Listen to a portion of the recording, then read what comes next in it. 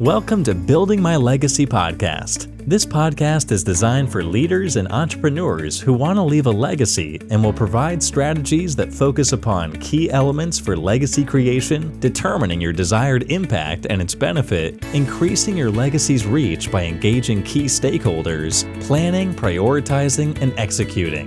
Here's your host, Dr. Lois Sonstegard. Welcome, everybody, to today's Building My Legacy podcast. I have with me today Sean Campbell. Sean Campbell is CEO of a company called Cascade Insights. He is fascinating because I think many people in this world of consulting, coaching, services of all sorts are looking at how do we really develop those services, scale it, and then once scaled, is it sellable?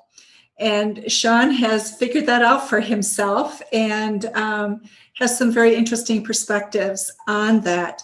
Sean is an author. He has talked at top tier conferences for Fortune 50 companies and other companies. He's worked with IBM, Syncom, Cisco, and the list goes on. So his experience is wonderful and really shows that he has some great insights that people value that he's bringing to us today. He talks a lot about professional service firms and what do you really do with them to grow them and to make them competitive and then sellable. So Sean, before we get too far into this, what have I not shared with the audience that they ought to know about you? And then we'll get started. That was a fine intro. I've really enjoyed owning services firms over my life. This is year 21 of that, or 20, somewhere on the edge of that. And I've just really enjoyed doing that. You gave a good summary. The other things are just the other personal notes. I've got two great boys who are teenagers, and so they play a lot of Modern Warfare, and I try to keep up. I have a reasonable KD ratio, but it doesn't hang with theirs. And I've got a great wife. She also has worked in both businesses, mostly around like human resources and accounting and finance and that kind of stuff. And so, it's been a great ride. So I'm very happy to be here. What got you started in consulting services to begin with? Well, that's a good question. I think I was probably always set up to do something fairly independent. And by that, from the first job I ever had outside of flipping fries at McDonald's, I was quickly turned into a waiter, which is a fairly independent job. In the realm of jobs, right? You walk into the place, you serve tables for 8 hours, and you kind of you make the money you can based off your own skill. And then I've always wanted to be a teacher. So I ended up basically going through my master's program, and I taught public speaking and interpersonal communications and that kind of stuff.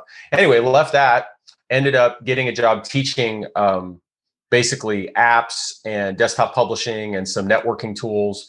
And at the time, and even now, there's kind of an off-road from that where you can become an independent trainer. And so that was a very nice on-road to consulting. So I started basically, broke away from full-time employment, and with a couple other guys, we started a company called 3 Leaf Solutions, where we went off and did independent training. And so we were basically doing training around Microsoft technology. So it wasn't like our courses. We were training people on courses that another company had built in the era when Microsoft was massively dominant and was using 97% of every computing device was running Windows back then. And so, that was a great ride. And then that led to the foundation of a company with employees and the rest of that. So initially it was like a lot of people, I think. You kind of figure out you can do things independently. You start out as an independent contractor, you find a couple initial engagements. And then there's that moment though, where you have to decide, are you going to stop there? Or are you going to move ahead and add employees? And there's a huge chasm between the two. I honestly, that's one of the biggest decision points I think anybody goes through with any business they own. And I think that's where a lot of consultants get stuck, is in that chasm. Agreed. So I want to start by talking about the age of narrow. You talk about the age of narrow. What is it? And why is that important? Well, basically the age of narrow, and I started calling it this a few years ago.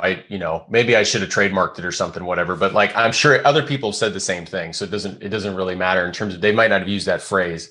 But the basic gist is, everywhere today, we all like narrow things, and I don't mean narrow-minded thinking. We don't need more of that. But there's this idea that when I go home, if I'm into sci-fi, like I am, I want to watch The Expanse and Star Trek Discovery, and I want to go watch Interstellar, a movie which is more time travel than just space. But still, I can watch what I want to watch, and it's the same thing with everything, like food choices, everything else. So there's this age where we're narrowing our choices into these like little private queues of things we want, and in a way, that's great, right? So on the other hand, in the world of business, though, that's translating over. There's lots and lots of people who are like, I need a firm that is incredibly narrowly scoped to what I want and just what I want.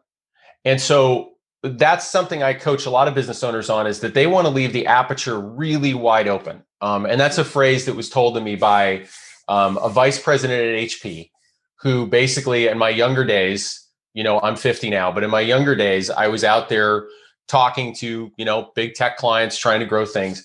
And I was doing the pitch about what we do. And this guy put his hand out, which is never a good sign, and said, basically, I know you're trying to leave the aperture wide open. And it was a great way to say, you're trying to tell me you do all these things, but I'm not going to hire you for everything. I'm just not. And most small business owners, they kind of chase dollars more than are more focused on what they want. And so to tie this together, you have to decide early on, what's the market you're going to serve? And that's defined by the personas, the kind of types of individuals you want to go after. That's defined by the industries or segments that you want to target. That's defined by like the jobs to be done that you want to serve. And that's even most importantly defined by what you can actually excel at. And the trap I think most business owners fall into is, the minute revenue blips, they're willing to say, well, I can do that too. And I can do that too. And I can do that too. And eventually the problem is, 3 years later, they try to market this thing they've built. They try to grow it. And it's just all over the place. And worse yet, they probably have some skeletons in the closet of projects they didn't do well, because it was one of those days where they said, oh, I can do that too. And it didn't really go that well. So they've also hurt their reputation. And so this is a strategy that requires a little bit of patience.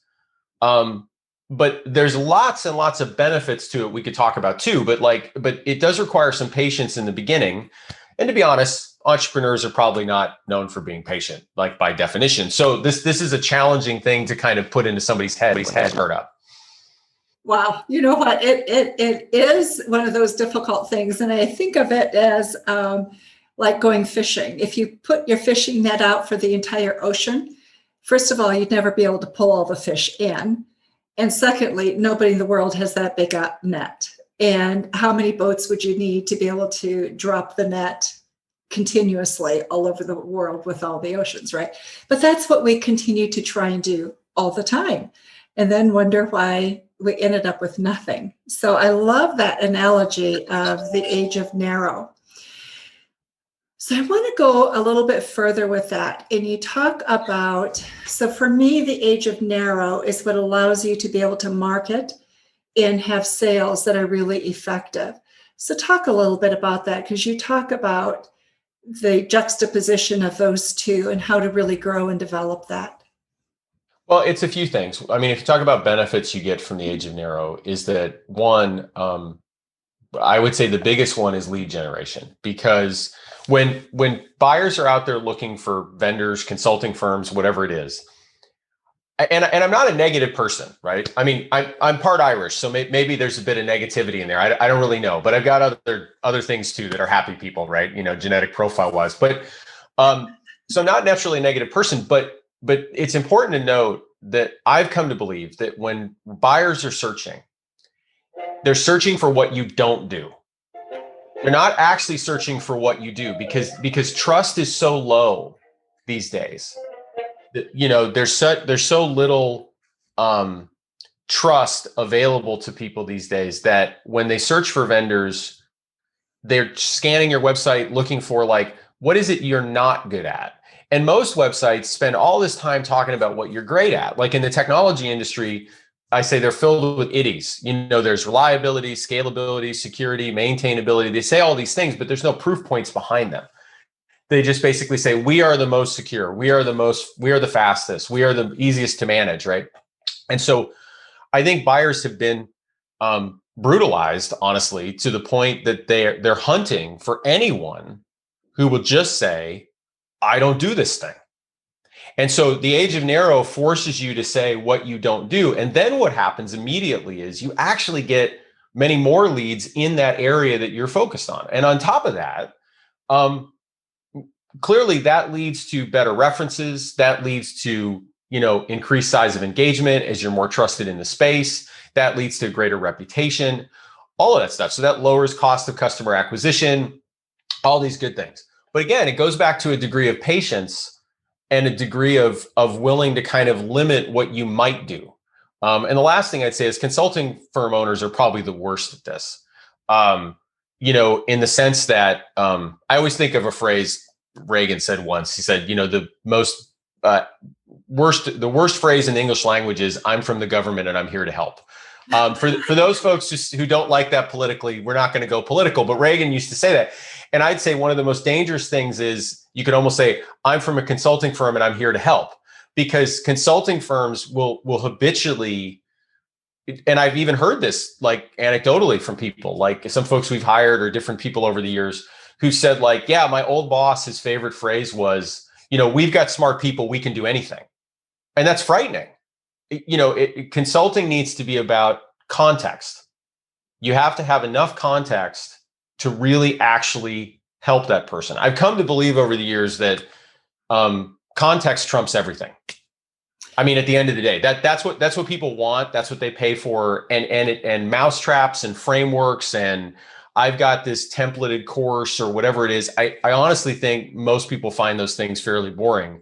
What they really want to do is they want to talk to somebody who's got context on their problem. And that's the biggest thing. So talk a little bit about that. What really is context to you, and how does that differ? Because I think many people think their framework is their context. Well, I think the problem is I've seen historically like two broad types of consulting firms, right? I mean, I'm sure there's more. But like the two broadest ones that I've ever seen they're what we call the Mousetrap Firms. And they basically have this mousetrap they built. They built this framework. It's their 3-step path to whatever. It's their 10-step path to whatever. Those by definition are used by generalist firms almost always. They're used because the framework is the thing that gives the buyer security that they will go through a good process. But what you find, because we're part of our firm's delivery is doing research services for companies. What we find when we do like win-loss studies and studies that say like, why did you not select this firm? Inevitably, one of the biggest things is the firm lacked context. They didn't understand the client's business. So I hear people all the time that say like, oh, we have our framework, whatever, and I can go work with a gold mining company one day and a pharmaceutical company the next day, and I can work with a technology company the next day. But ask yourself really, whatever recommendation that is, how good is it if they don't understand the person's business? I mean, at the end of the day, how good can it be, right? And so you end up with recommendations that are fairly general, fairly unfocused. And I think to a large extent, those things don't serve those buyers really well. Now, that's not to say that occasionally there can be a framework or a methodology that is just lightning-like in its appeal. Clayton Christensen's Innovator's Dilemma, Michael Porter's 5 Forces. You've got business frameworks or rubrics that basically truly illuminate a problem, but those usually aren't developed by an individual consulting firm.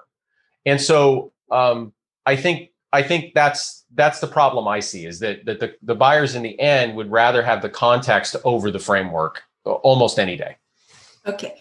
So what I'm hearing you say with context is really an understanding of industry and specific needs of businesses within that industry, because then you understand how the business performs and works, what their challenges and threats are really in terms of how they operate. So a consultant then, or consulting services, really needs to hone in on where's their expertise. If it's healthcare, but you're not maybe doing oil and healthcare at the same time, perhaps. I mean, is that what I'm hearing? Yeah, exactly. And that doesn't mean you can't build out an oil and gas practice someday, but you better hire somebody who really knows oil and gas. And most founders, I mean, if they're being honest with themselves, there's only so many areas that they're good at. Right. Right. And you're going to do better if you just focus in on those, as opposed to kind of going really broad with this kind of like world domination plan, that really doesn't ever work. And honestly, if I had a nickel, the number of people, because I don't know in 20 years how many people have come to me and said, I'm going independent, I'm going to be great. 12 months later, they're back working for somebody. And that leaves aside that even as a consultant, you work for somebody. It's probably a harder boss than any boss you ever had. But like that's a separate point. We can talk about that too. But but the reality is, most of the time they didn't pay attention to the agent arrow. They drifted off their context. I mean, there's another primary reason I watch guys fail in their first year, but that's a separate reason. But one of the biggest ones is this inability to make a commitment to a focus area. Okay, so I can't leave that. What's the second one? My brain just wants to find the whole. Yeah, the second one is, like, if you peer under the hood of any small business, and this conversation happens the same way all the time. You say to the person who owns it, hey, what's your client base like? Or however you ask that question, right? And they say, yeah, we got lots of clients, we got a few big ones. For most businesses, when they say few big ones, they mean like, there's these two guys that 70% of our revenue comes from them. Oh my God, if they go away, we're dead. Like it's always there. And they always try to minimize it. Right. And it takes real effort to say no to your biggest client when they've reached what initially feels like an arbitrary percentage of your revenue. I put a blog post out recently, folks could go search. It's called The Answer Is Still No. And it was written because somebody on my team wanted us to go beyond X percentage of our total revenue with an account. And by the way, this account is a Fortune 25, I think. I mean, it's at least a Fortune 50. So they were making a good case that this company could give us all kinds of money. And I said, look, they'll go away someday. They'll disappear. And so the second reason is people start out and they get a gig and they go work with one account. And then they get a couple more gigs from that account and a couple more gigs. And before they know it, they're telling the world that they own a business. What they really are is a subcontractor. That's what they are. And so someday that business relationship dies, not because they did bad work, because contracting rules changed or your primary stakeholder moved on to another country or retired or who knows what. And because in those first couple of years, they didn't spend time learning how to do business development, because most consultants don't know how to do that. I mean, unless you're a sales consultant and that's your job, most consultants are incredibly bad at business development. They're domain experts. They don't know how to do business development, nor do they know how to do marketing most of the time. And so that time when they should have been honing that skill in the early days, when they can make mistakes and people will say, hey, I know you're new, new people say stupid things. It's fine. You know what I mean?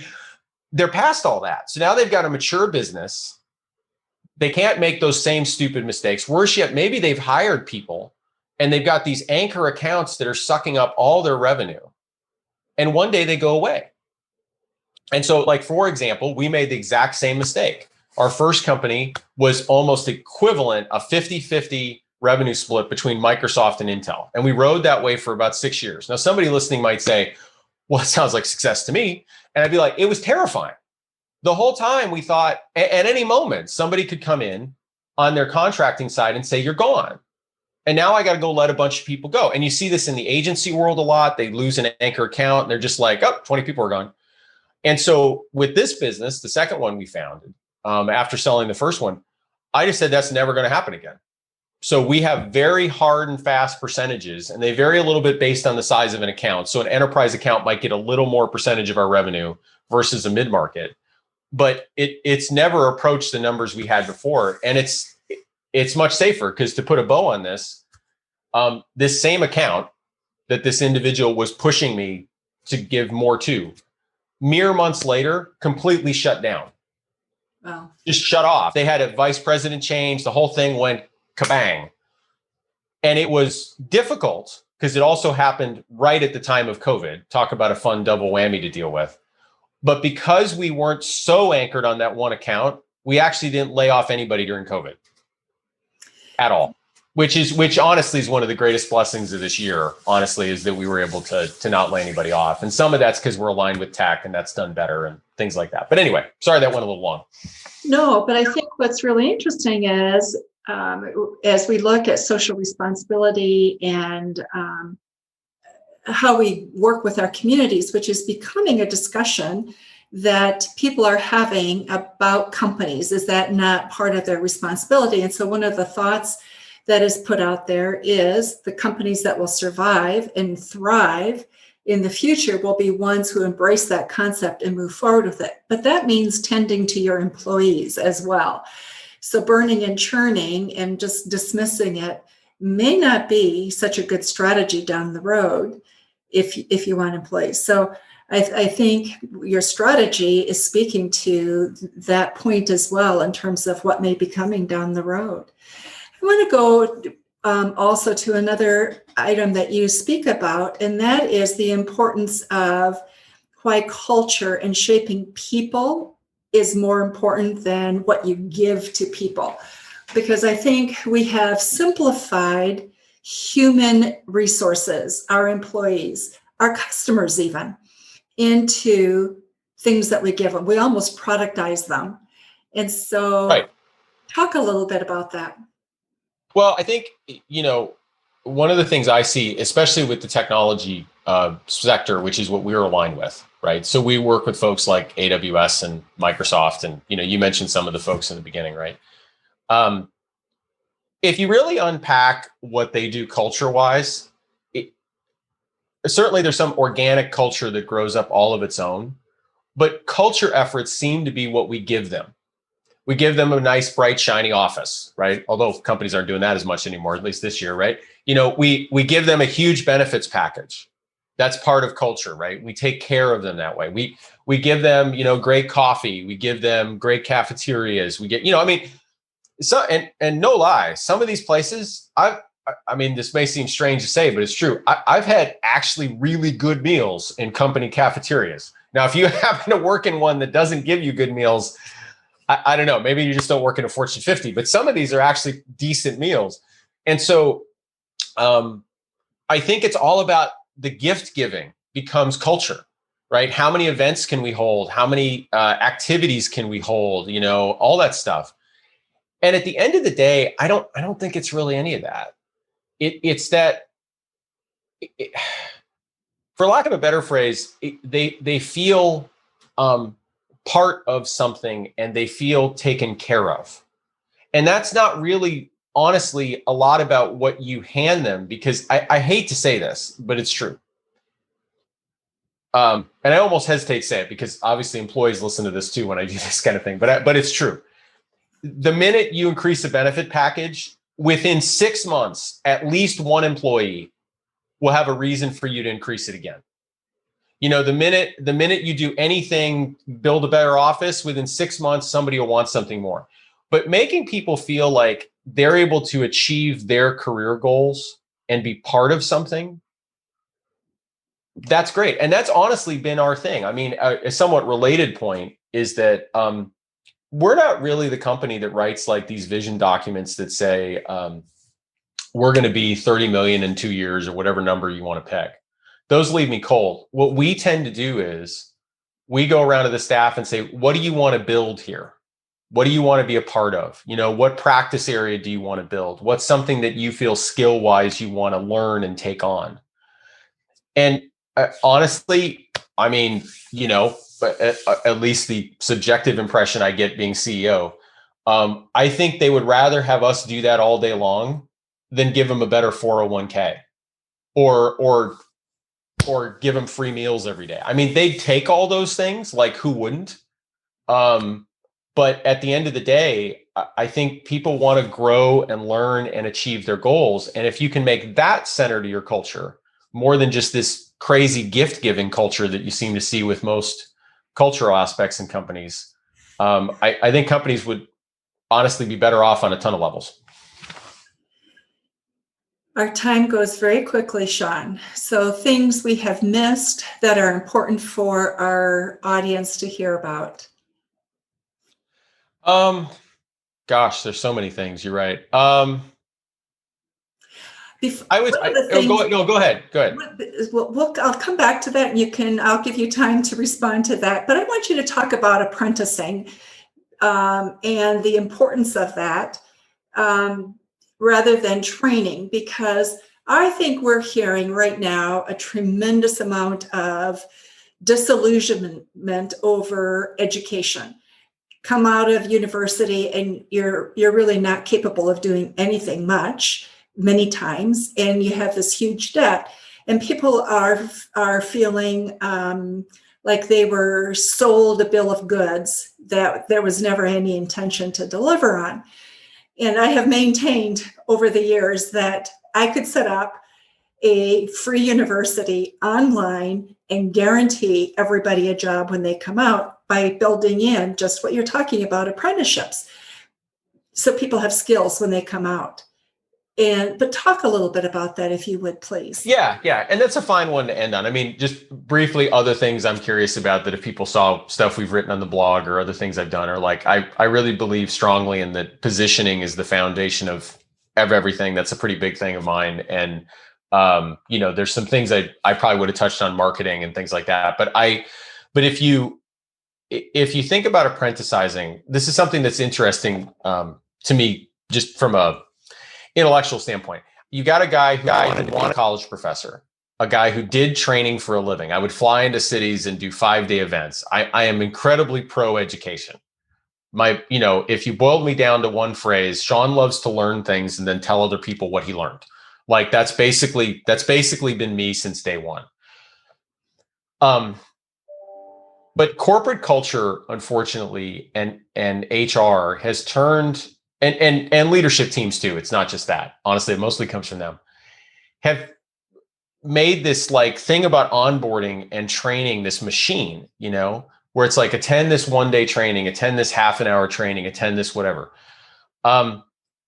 I started that way. I started to try to build training programs for my employees and, slide decks that would do this and, sit down and I'm going to talk to you for 4 hours. I've come to realize it's much better to just apprentice them. As the business leader, it takes, it's like a marathon. It's more strenuous for you over time because you don't get to disengage from the employee. You might apprentice for a year. You actually, though, probably spend an equivalent amount of time that you would have trying to build a training program and then deliver the training program and fund the training program. And at the end, you get much, much better employees because there's so many things that just you can't put in a box and say, go learn. And so I've basically flipped to a model where when I put somebody in a new role in the company and they report to me, and it's interesting. They'll be like, well, so where's the training materials? Where's this, that, what can I go read? I'm like, you're just going to work with me. And there are some things we've written down that are like, here's a best practice for this and a best practice for this. But mostly I'm going to observe and help apprentice you. And here's one last thing on this is that, and again, I say this with a little bit of reluctance because employees listen to, I think to some degree, some millennials are resistant to apprenticizing. And here's why. This is the culture that always got a trophy, regardless of whether they even got a hit, right? This is what they are. That's an objective fact. I coached Little League Baseball when my sons were here. I was dramatically different coaching that than when I played baseball. Like everybody got the same trophy. It didn't matter what they did, right? And all those kinds of things. And so apprenticizing a millennial is really interesting because very shortly they realize you're not going to just give them the ability to do this on their own the same way as if they'd done a training class and they just went out and did it.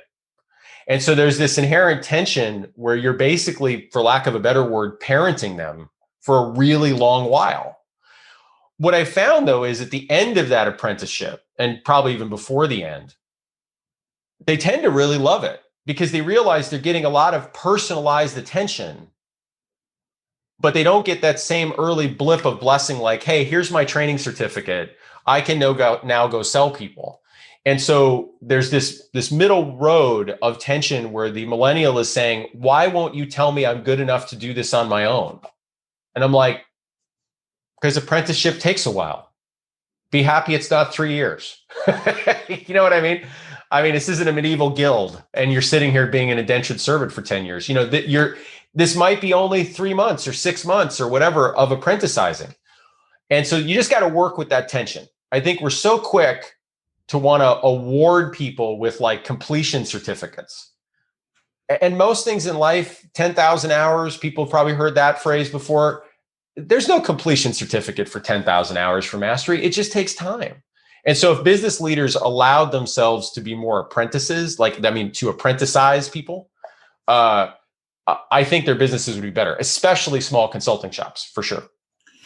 You certainly have to think through your processes and a lot, because you're having to, as you say, teach them and show people how to do it. And it's the easiest thing you can do is to offload it to somebody and then wonder why it's not working. Well, one quick point on that. That's the other thing I noticed that's interesting too, is that this is endemic in small businesses. The business owner hires people, and then they quickly get to the point that they have middle managers of some kind, whatever you want to call them, shift supervisors, middle managers, whatever they are. And all the training goes to them. So every time a new employee comes on, this like middle manager who's maybe been there a year or two trains. And I'm not saying that's not the fault of the middle manager. I'm not pointing fingers at them, but ask yourself this: what is the most important thing you can do with a new employee? Apprentice them. And who's the person in the best position to do that but the principals or the owners of the company who've been around for so long? And basically, I think it's a huge miss, because owners will quickly say, well, I'm building my business, E-Myth revisited type stuff. I'm working on my business, not in it. That's all good stuff to say. But if you're not apprenticizing your employees, especially the most junior ones, your business is just going to teeter over and fail at some point, because you're kind of just having less experienced people train less experienced people, and it kind of flows out that way.